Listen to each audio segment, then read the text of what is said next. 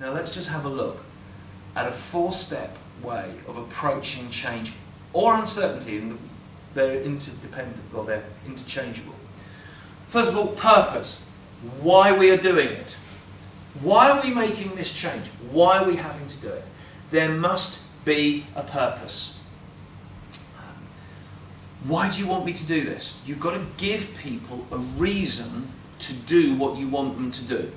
There has to be something there that they can buy into. The second thing, and this is really where some of the leadership areas come in, there's got to be a picture. What will it be like when we get there? Now, please don't confuse these first two, purpose and picture. I could come up with a really great technical purpose to why we're doing it. But it might be a very boring reason if I just wrote it down. What we've now got to create is a picture. Now, why do we talk about it in terms of a picture? Another word that's often used is a vision. Now, picture, vision, whatever, very visual words, very sensory words. Okay, this is how you make things real to people. Now, again, coming back to different types of people. For some people, that's all you'll need to give them, the purpose and the picture. Great, that sounds fabulous, I'll start doing it. And they're away. However, to really get people on board, we now need to start building the picture in more detail.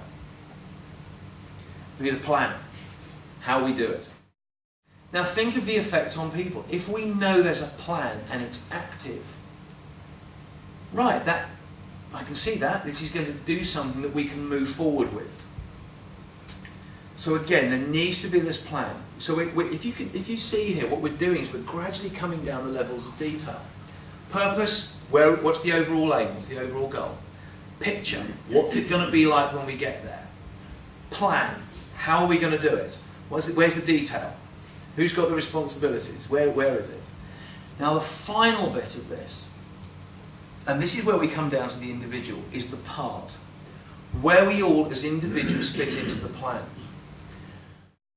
What someone should be able to do is to track their part right from, this is where I am, this is what my role is, or going to be in the new organisation, or what I've got to do in this change, or how it's going to happen, all the way through, my part in the plan, and how I will contribute to that final picture and achievement of that purpose. But when we get that, now you start to create morale. Because everyone understands what one another do, they understand why they're there, they understand their purpose, they understand their part, they understand what we're about. Now you start to create morale. And actually, you can argue that a lot of the other facets about performance and individuals and their own skill bases, those will come once you build strong morale. So in summary, change will happen. It will, whatever form it takes. So lead it, don't react to it. Let's be proactive, let's try and spot it coming. Now sometimes we're never going to spot it coming. But you can then take the proactive stance of going, okay, we're now in this situation, what are we going to do about it? Let's be proactive about it.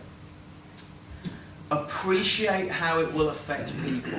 Different people will react in different ways to this. We need to be aware of this. It will affect somebody else in a different way from the way it affects you. Be cognizant of that.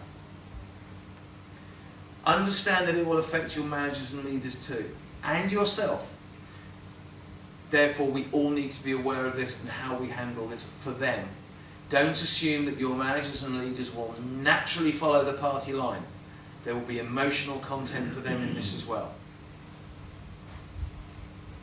Finally, take active steps to deal with the change.